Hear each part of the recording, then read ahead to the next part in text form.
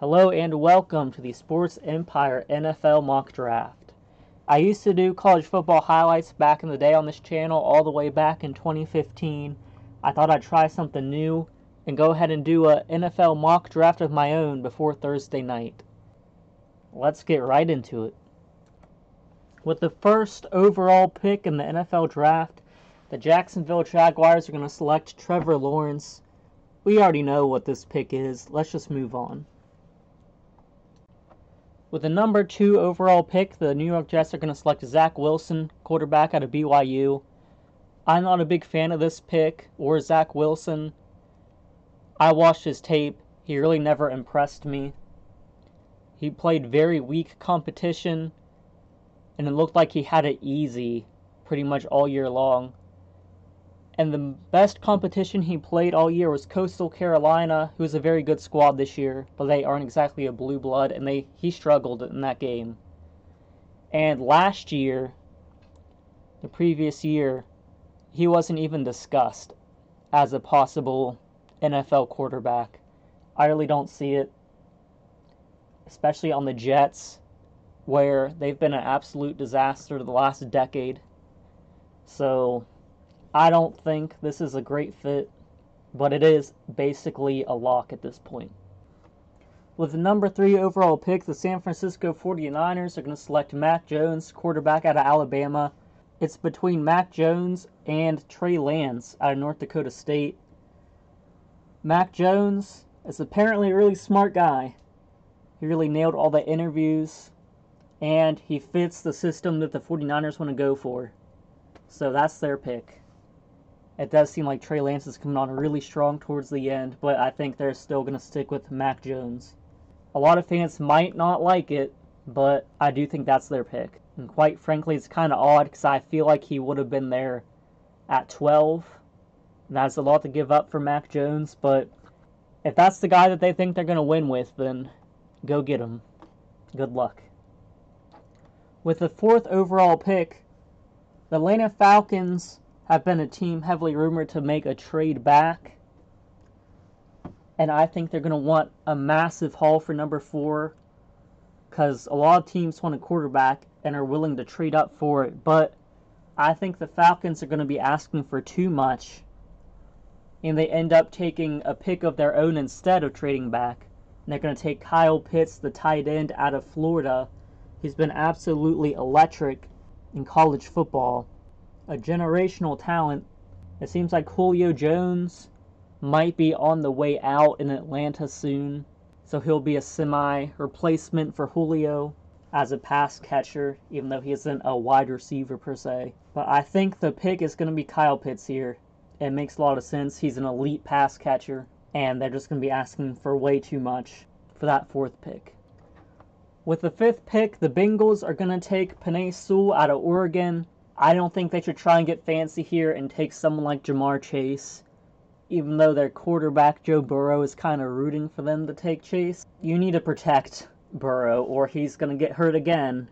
I mean, look at the Andrew Luck situation. Number 1 overall pick. Seemed like he was going to be the Colts quarterback for a long time, but that ended very shortly because all his injuries, he just couldn't take it anymore, and then he dipped and retired early. And you don't want that to happen again with Joe Burrow. So you need to protect him whether he wants you to take an offensive tackle or not. Don't get fancy. It's not a sexy pick, but it's the right pick. Penei Sewell out of Oregon. With the 6th overall pick, the Miami Dolphins are going to select Jamar Chase, wide receiver out of LSU. The Dolphins haven't really had an elite wide receiver in quite some time. They did have Jarvis Landry back in the day a few years ago, and they've had Devonta Parker, but Jamar Chase is on another level. He's a big-time wide receiver, and he's considered to be better than Justin Jefferson, who's had a phenomenal rookie year. Jamar Chase is just too good to pass up, and he'd be a fantastic selection for the Miami Dolphins to really boost up that offense and give Tua Tagovailoa some help on the offense. With the 7th overall pick, the Detroit Lions could go Devonta Smith, or they could even go a quarterback. Even though they do have Goff, I don't know if they're all in on Goff. They could even go somewhere on defense. But I predict this is going to be the first trade in the NFL draft. The Detroit Lions are going to trade back with the New England Patriots, who are moving up from number 15, and they're going to take Justin Fields, quarterback out of Ohio State. And quite frankly, I think this is a huge steal in the draft at this point, because I think he's the number 2 quarterback in this draft. It's absurd to me how far he's fallen down the quarterback rankings according to the media. He seems like the clear-cut number 2 quarterback to me. I feel like this is a pick we're going to go back, look back and think how crazy it was that we let the New England Patriots snag Justin Fields. I think he'll be a great quarterback for them, and we're all going to regret it. I think him being an Ohio State quarterback is a non-issue. Just because other quarterbacks didn't work out doesn't mean Justin Fields won't. And I think he's the best quarterback they've had in years anyways. That whole thing's completely irrelevant. And the talk about him having epilepsy is not an issue. He hasn't had any issues so far. Plenty of players have had it. Hasn't been an issue for them. He takes medicine for it. They're saying he can grow out of it. I don't think that's anything either to worry about. The New England Patriots are getting a very scary pick in Justin Fields at quarterback. With the 8th overall pick, the Carolina Panthers are going to take Reshaun Slater out of Northwestern. He's argued to be the best offensive tackle out of this draft. Some say it's Penei Sewell, some say it's Reshaun Slater. He matched up very well against Chase Young when he played Ohio State. And I think that's all you really need to know. Chase Young's, at this point, is a fantastic defender in the NFL. And that's quite the statement to make, being able to essentially shut down Chase Young in that game. So the Carolina Panthers are getting a legit offensive tackle to use in their offense and protect their quarterback, whoever it end up may being. With the 9th overall pick, the Denver Broncos are going to select Patrick Surtain, cornerback out of Alabama. They could go quarterback here and take Trey Lance, but to me it seems like they kind of want to have a quarterback competition between Drew Lock and a veteran like Teddy Bridgewater or Jimmy G. So I think they're going to take a corner here. They do have Fuller on a 1-year deal. I don't make much of that. I think they need a legit cornerback who's going to start for them for years. And they have the first pick of cornerback off the board, and I think they're going to go Surtain. Or a few teams, at least, see Patrick Surtain as a top 5 pick in the draft.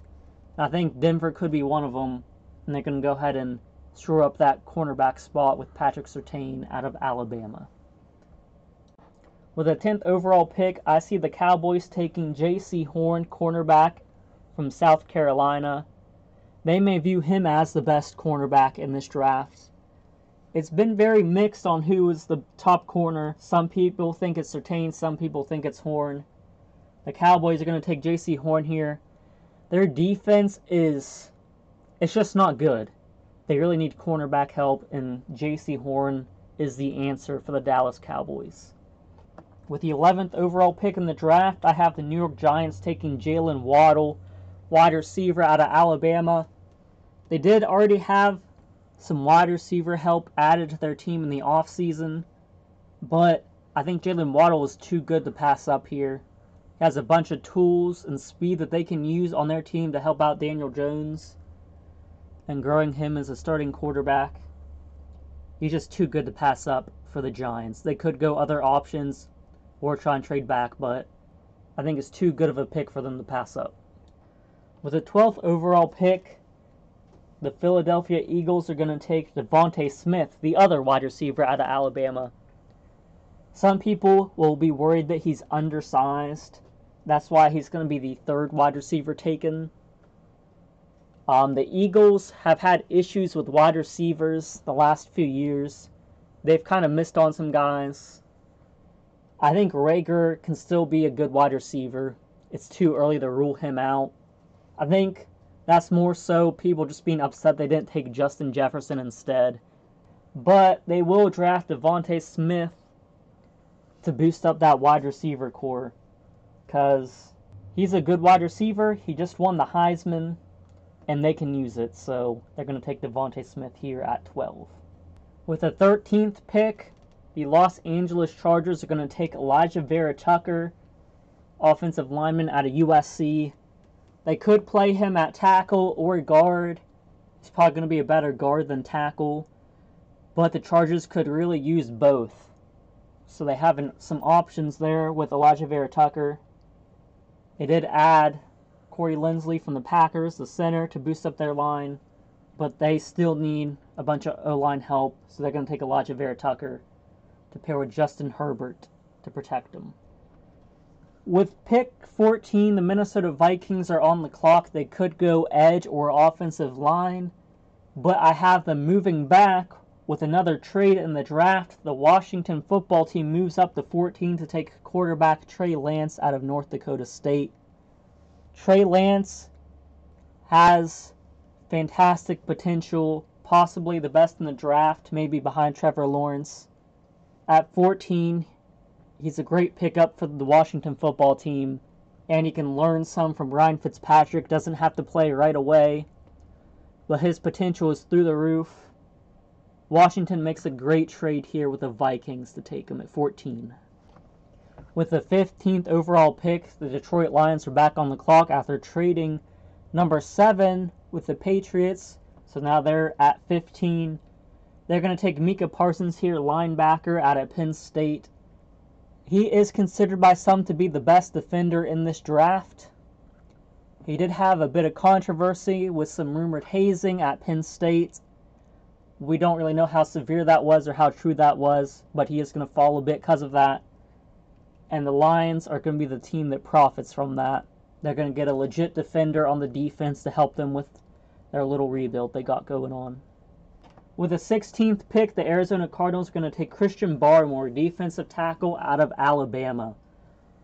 Barmore could really go in a number of places in this draft. He could go earlier, he could go later.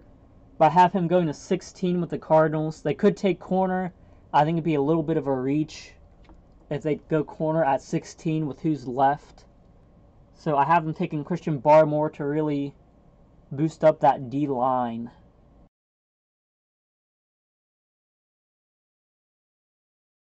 With the 17th overall pick, the Las Vegas Raiders are going to take Christian Darrisaw, offensive tackle out of Virginia Tech.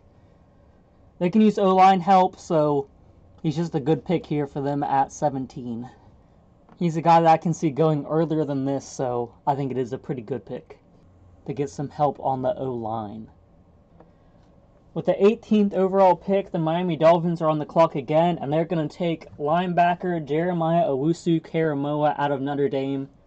He's the kind of guy that you can move around quite a bit on the defense and use him a bunch of different ways. He's one of my favorite players in the draft. I think it's a very attractive pick for the Dolphins to make. He's just like a guy that you can do a bunch of different things with and make it a bit harder for offenses to try and account for him. So he's a very nice tool for the Miami Dolphins. I pick 19, I have the Minnesota Vikings taking Kwity Paye, edge out of Michigan. They traded back with the Washington football team to get the 19, and they're going to take the first edge off the board. This is mostly an offensive draft in the early rounds with all the quarterbacks, wide receivers, and linemen. They could go linemen too, but I think they're going to go with getting the first edge. They have their first choice, and I think they might have even taken Kwity Paye at 14 with their original pick, so getting him at 19 is a very good pick for them. The Chicago Bears are on the clock at pick 20, and they're going to take Rashad Bateman, wide receiver out of Minnesota. They might have wanted to take in a quarterback here, but the top 5 quarterbacks were already gone. Washington moved up to take Trey Lance, whom they may have wanted to take, but they didn't quite get there. So they're taking Rashad Bateman. They did add some wide receiver help in the offseason. Allen Robinson is going to be on his way out sometime soon. So they're going to take his replacement in Rashad Bateman, who could be a very legit wide receiver for them going forward. With the 21st pick in the draft, the Indianapolis Colts are going to take Jalen Phillips, edge out of Miami. They could go O-line here. but I have him taking the second edge off the board. Some people think he's the best. He offers a lot of upside and athleticism. The main concern here is injuries. He had multiple concussions out of UCLA, so much that they had to retire him, and then he transferred to Miami. So the real concern here is if he gets more concussions in the NFL, he could just retire. Just like take his money and run. But if he stays in the NFL, he has a whole lot of potential to really be a nice threat on the defense for the Colts. At pick 22, the Tennessee Titans are going to go Greg Newsome, cornerback out of Northwestern. He didn't have a whole lot of playing experience at Northwestern, but out of the cornerbacks left, he seems like the guy to take. Caleb Farley does have those injury concerns with his back issues. It seems like he's going to be fine, but Greg Newsome is a little bit of a safer pick, even though he didn't play a whole lot at Northwestern. And the Titans could use cornerback help. They addressed their edge issue a bit with Bud Dupree, so I have them taking cornerback here with Greg Newsome out of Northwestern. With the 23rd pick in the draft, the Jets are going to be the one to take Caleb Farley, cornerback out of Virginia Tech. He fell a bit due to his injury concerns, but with the cornerbacks left on the board, he's the clear choice at cornerback. And it's not talked about enough, but the Jets' cornerbacks are horrific. Their top cornerback right now is their late pick last year, Bryce Hall. They need cornerback desperately. So Caleb Farley's the pick here. They could add Richard Sherman in free agency perhaps, but they need cornerback very badly. So they're going to take Caleb Farley here out of Virginia Tech. At pick 24, my Pittsburgh Steelers are taking Najee Harris, running back out of Alabama. I think they should go O-line first. I think that's the real issue, especially with Tevin Jenkins on the board. But it seems like they're dead set on taking Najee Harris if he's there, and in this mock draft he is. They want a legit running back threat, and that's what Najee Harris is. He'd be the best running back on the team immediately.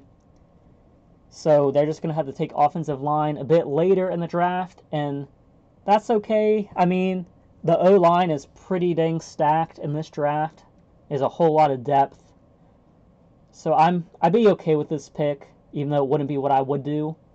But having a legit threat at running back would be really nice to have in this offense, especially with this likely being Big Ben's last year in Pittsburgh. At pick 25, the Jacksonville Jaguars are on the clock yet again, and they're taking Trevon Moehrig, safety out of TCU. He's the best safety in this draft. They need safety. There's really not much else to say about it. He's a legit safety that they can use in their defense immediately. They need it, and he's the best one there. So let's take him at 25, be safe, get your safety, and then address other needs later in the draft. At pick 26, I have the Cleveland Browns taking Zaven Collins, linebacker out of Tulsa. He's one of those guys that you can just move around on the defense and utilize in different ways. I think he would be a great fit for the Cleveland Browns defense. Their defense looks pretty dang good right now, so adding Zaven Collins on top of that would be a really nice addition for the Cleveland Browns. At pick 27, the Baltimore Ravens are going to take Tevin Jenkins, offensive tackle out of Oklahoma State. He's a real mauler. I would like for the Pittsburgh Steelers to take him at 24 instead of Najee Harris. So I'm not really a fan of this pick for the Ravens, but he's too good to pass up at pick 27. They need offensive line. They just traded away Orlando Brown to the Chiefs. Some Ravens fans don't really want to go O-line this early. They are looking into adding Alejandro Villanueva. I don't think he's that great. So I think they need to address offensive line pretty early. And Tevin Jenkins is just too good to pass up here at 27 for the Baltimore Ravens. Pick 28, the New Orleans Saints are on the clock. They have a lot of things they need to address. They're going to be going through a big rebuild the next few years. Drew Brees is gone. They have a bunch of cap issues. So I actually have the Saints trading back in the draft out of the first round, and the Dolphins moving up again at pick 28. The Dolphins have been moving around a whole bunch in this draft, so I don't think it's a surprise that they would move back up into the draft for a third pick in the first round. And I have them taking running back Travis Etienne at pick 28, running back out of Clemson. It might be a little bit shocking to see 2 running backs this early, but I think if the Steelers take Najee Harris at 24, early in the second round, there's going to be quite a few teams who'd be looking at running backs. So I think it'd be pretty wise for the Dolphins to move up into the first round to take Travis Etienne. They really want to get one of those top running backs because I think they're going to be gone by the time they pick in the second. So I have the Dolphins trading up to get Etienne at 28 to really bolster their run game. He can catch the ball too, help out Tua. Jamar Chase and Travis Etienne would really help out Tua on the offense, so I think that's a great pick for them. Even if it is a little bit early, I think it's kind of necessary if they want to get him. The 29th pick, the Green Bay Packers take Eric Stokes, cornerback out of Georgia. You might want to take O-line here. They need it pretty badly. But I think it would be best if they took cornerback here in the first round because there is some depth in the second for O-line. I don't think the corners are going to be quite as good by the time you get to the second round. Cornerback might be a slight reach here for Eric Stokes, but with the cornerbacks off the board, they need to go ahead and grab him, and he does offer something interesting the other cornerbacks might not have with his elite speed to match up against some speedy wide receivers. So I think that would be a very interesting and good pick for the Green Bay Packers. At pick 30, I have the Buffalo Bills taking Azeez Ojulari, edge out of Georgia. The Bills are a team that I would consider trading up for an edge, but the way this draft board has fallen, the edges have kind of fallen back, so the teams that need an edge late are really benefiting from this fall, and the Bills are one of them. They get a legit edge that they can use, because the Bills could have certainly used that edge last year in the playoffs, so now they're going to get a nice boost for the next time they're in the play. At pick 31, it was the Kansas City Chiefs, but they did trade away their top pick for Orlando Brown from the Ravens. So the Ravens are on the clock at 31. And I have them taking Terrace Marshall Jr., wide receiver out of LSU. No wide receivers in free agency really wanted to go play for the Ravens, and I don't blame them. They rush a whole lot, don't pass a whole lot. They did manage to get Sammy Watkins, who I don't think is really much of anything at this point. He's been around the league quite a bit. He's just an okay wide receiver at this point. Probably more of a wide receiver 3. So I take Terrace Marshall here. You can be a legit combo next to Hollywood Brown. So the Ravens are a bit more well-positioned in the passing game, adding those 2 additions at wide receiver in the off-season. With pick 32, I have the Tampa Bay Buccaneers taking Jason Oweh, edge out of Penn State. Yet another edge taken late due to the fall. And I consider the Buccaneers one of the teams that would also trade up for an edge, but they don't need to. In this case, they get Jason Oweh, who offers a bunch of potential. He's one of those guys that could be really good later on. And the Buccaneers don't have a whole lot of needs, so getting a guy like this would be great, especially if you don't have to trade for him. So for the Buccaneers, that's a great selection at pick 32. And that was the Sports Empire first round mock draft with trades. I hope you enjoyed it. I hope you like the picks I made for your team. If I was a fan for most of these teams, I'd be pretty happy. I think they were good picks. But if they were bad picks, let me know. If you like the picks, let me know. Who would you take in your mock draft? Who would you like to see your team take? I hope you enjoyed the video, and I hope on Thursday you like the picks that your team makes. Good luck, and thank you for watching.